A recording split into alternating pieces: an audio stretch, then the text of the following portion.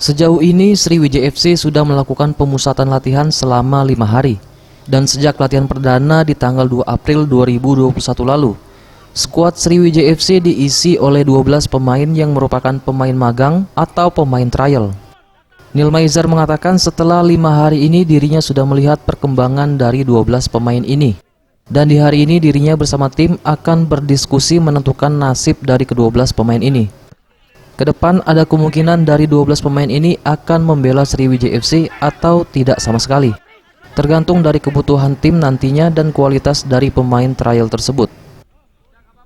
Ya, itu nanti kita meeting ini nih, berapa yang harus kita kurangin. Habis kita mandi, sarapan, diskusi enak-enak, nanti kita putuskan 1, 2, atau 4 orang kita tahan atau berapa. Pemain yang trial, ya. Tapi ada semacam gini, pemain ini bukan kita pastikan dia di sini enggak, tapi kita coba dulu. Jadi ada yang berapa kita kurangin. Belum final berarti ya? Belum final, masih ada tahap-tahap. Seleksi tahap pertama ya? Tahap pertama dia masuk, terus kita lihat dulu. Oke. Ya, biar kita lebih aman. Thank you, makasih. Nampak ada beberapa pemain asli Sumsel yang sempat membela Sriwijaya FC di musim lalu, yakni M. Noval Afif dan Rifki Alesilitonga.